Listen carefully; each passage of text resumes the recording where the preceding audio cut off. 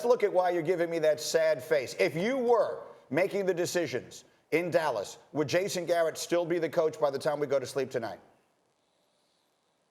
No, G. No, I keep telling you this. They prolonging the inevitable. And what you seeing happen on Sunday is because they're prolonging the inevitable. When you have a building full of people, not only players, but think about these assistant coaches. When they fire Jason Garrett, they may be looking for jobs too. It's 100 people in that building walking on eggshells every hour of every single day because they don't know the climate of what's coming outside of the fact that Jason Garrett will no longer be the head coach. We can talk about football, but this whole thing is spilling onto the field. 7 points for 3 quarters, and then you get going in the fourth quarter. We see the potential of this team even in losses, when they can move the ball down the field, when they create opportunities for themselves. But you look at the large portion of that game, the Dallas Cowboys did not want to play. I don't care what anybody says. There was no attention to detail. There was no attack like we need to play better. What happened to us the last 3 or 4 games? None of that entered into the fray. Guys fussing on the sideline, Jason Witten talking. Man, do something. But the problem is you walking on eggshells in the building. Futures are undetermined. People do not know what's going to happen. And I told you, G, everybody blames Jason Garrett for this. And Jason Garrett is what he is. Jason Garrett has been this guy. He's had a couple good years where we thought Dallas could make a run. But the bottom line is Jason Garrett is an average coach. That's what his record says. And now you have a building full of people that know something is coming down with the head coach being fired, and all of them are worried about new jobs as well.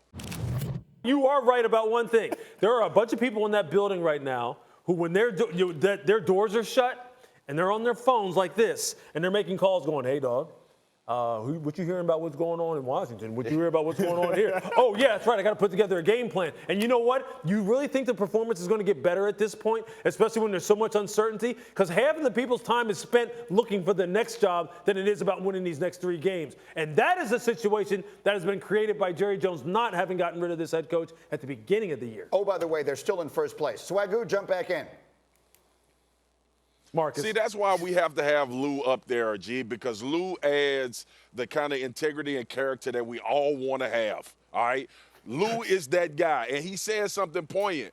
Like, what's the identity? Well, G, when it comes to football, you know me, I equate football to money. Just like when you do a good job, you get paid. Here's the deal. Follow the money. The success is built through this offensive line and Zeke Elliott, and they continuously get away from it. Everybody was sold on the Dallas Cowboys because why? We talked about it all offseason. Zeke is in Cabo. He's getting ready for the season. When they get Zeke back, this team will be a Super Bowl contender, and they go away from him. Where else did they invest? The offensive line. This is how this team is built. Dak leading the league in passing. Dak throwing touchdowns. Dak doing all of these things. This is not the formula for success for the Cowboys. And now we have a head coach that's like, he is so uninvolved at this point. Last night, we look at body language. I remember Gino Ariam, the coach for the UConn women's basketball team, said he'll go to a high school game and hear about a great recruit, a girl that can play basketball, and if she doesn't have the right body language, he will not sign her to his team. Jason Garrett last night on the sideline did not want to coach football. I don't care what anybody says. He shut it down. The Cowboys shut it down. And now we're looking at a team that everybody keeps saying, well, they number 1 in the division. I agree with Lou. Nobody from the NFC East should make the damn playoffs. Just X them from the whole thing because none of them going to win a game. And we sitting here today and we trying to come up with all of these reasons that the Cowboys aren't doing well. They not playing well. They not giving Zeke the ball. The problem is, I'm going to go back to what I said at first.